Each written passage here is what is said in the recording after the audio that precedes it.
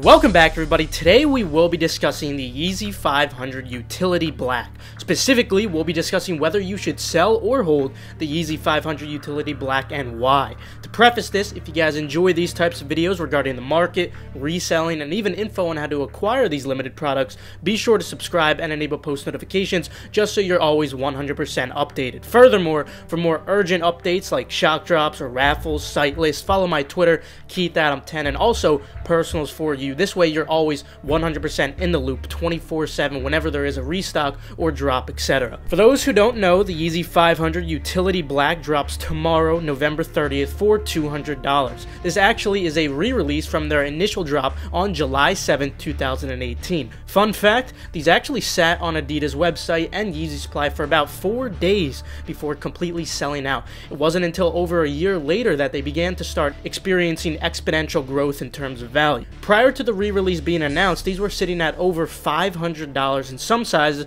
while other sizes were just barely below it. Evidently, we have a very interesting sneaker to discuss today. In order to determine if the Yeezy 500 Utility Black will be a fruitful hold, we will cover an estimated range of what the sneaker will be settling at after the drop, and also when shipments come in, essentially as the pairs are going into circulation, whether they're expected to increase post-drop or even hypothetically decrease, along with how much specifically over specific periods of time. And finally, what type of margin are we looking at for these in terms of holding? Not the retail to resell initial margin, but rather the hold margin over X period of time, whether or not it's actually worth your time, of course. Kicking it off, let's discuss the estimated range that these should settle at post-drop. To begin with, since this isn't a Nike product, I don't have the exact stock for these. However, based off the vast amount of retailers receiving these and how much stock some of those have been receiving, proportionally, we can hypothesize that the stock on these will certainly be pretty large. However, I do not expect them to be nearly as high as the Yeezy 350 Breads, which are going to have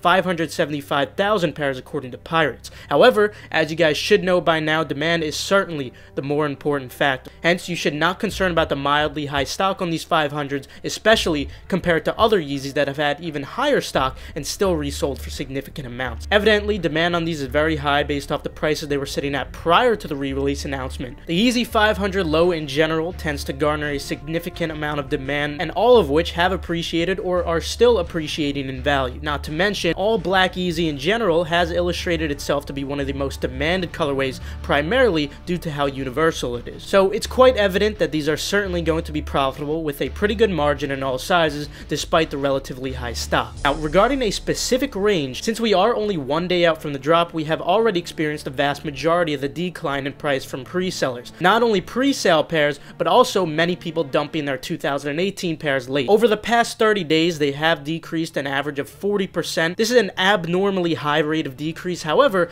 it is due to the fact that these initially appreciated by a significant amount. Then the re-release was announced. Also keep in mind that all sizes under 8 have a higher value as usual for the majority of Yeezys, but this rate of decrease is still pretty proportional. Although the rate of decrease was abnormal, I do feel it is justified due to what I have just discussed. Therefore, I do not believe that these are more oversold than they should be. For that reason, I'm not expecting an unusual rapid increase post-drop. I do believe that this is a pretty reasonable amount for them to be settling around. Post-drop, we will experience what I like to refer to as the impulsivity effect. This is regardless of a sneaker being oversold or overbought. Sneaker drops in general specifically impact human impulsiveness significantly after an individual fails to acquire that desired product due to insufficient supply and too much demand. Therefore, on average, we normally see an average of 10% increase of the pre-drop prices post-drop. Now, this isn't always the case, but the majority of the time it is, and it should be the case on these as well. During the morning of the 30th, after all drops occur,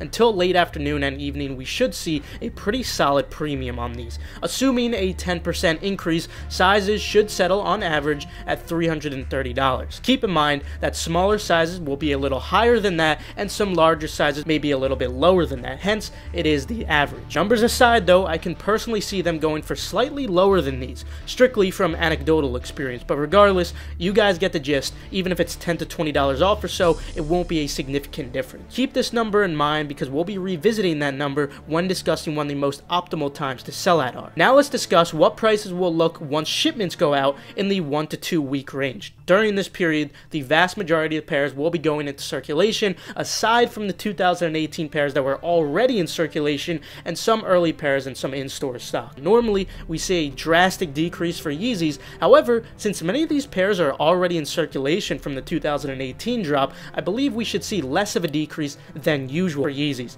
I would only expect these to revert back to what they were initially at prior to the 10% increase, which will essentially just neutralize the impulsivity effect that I just discussed, and nothing more than that. That was the $300 price range before the $330.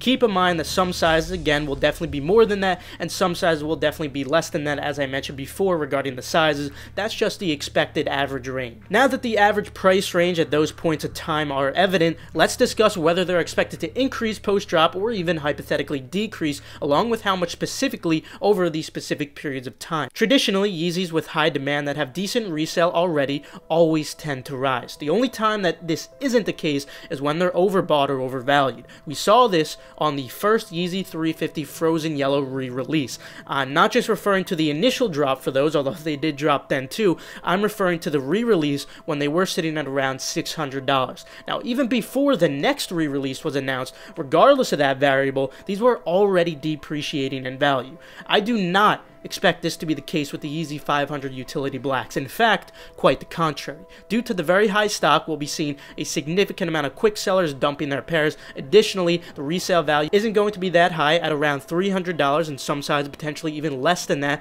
leaving more than sufficient room for them to increase over time, unlike the Frozen Yellows, which were sitting at around $600 after the re-release, leaving very little room for them to potentially increase. Hence, you should expect these Yeezy 500s to increase over time. Specifically, I'm not expecting a rapid increase though. In fact, for the first several months, we should see these plateau for a little while. Essentially, no significant changes at all. However, I do estimate that within 6 to 8 months, we'll begin to see a gradual increase of about 5% each month from there, and since they'll be increasing at this percentage, it won't be linear, which is a good thing, of course, if you do plan to hold pairs. I do not expect these to get back to that $500 to $6 range, which they were initially at, simply because there's going to be significantly more pairs in circulation. At least we wouldn't see that for a number of years. However, I do expect these to eventually, sometime in the near future, get back to the 400 range eventually. So finally, regarding the hold margin on these, essentially the price you could have gotten versus the hold price, say in 12 to 14 months from now,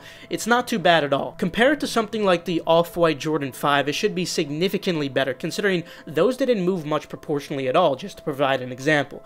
I do expect the margin on these to be pretty good. I do not expect the margin on these to be as good as the type of margin that you'll be seeing on sneakers that I mentioned in this video though.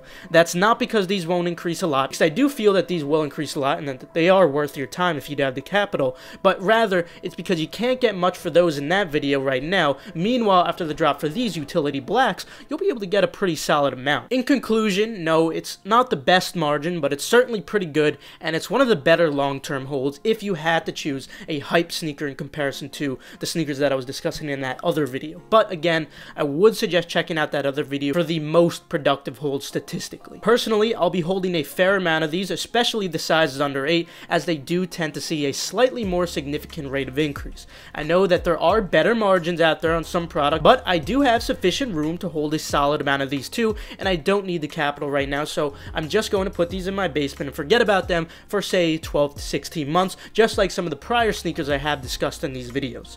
Then from there, I'll see what the rate of increase is at, and if they do hypothetically begin to plateau after that, then I'll let them go, and if they're still increasing, then I'll keep holding them. Now, whether you should hold or sell at X time is completely relative and dependent on your capital. First, you should never hold anything if you don't have sufficient capital to go for as many drops as possible at your full potential without holding back.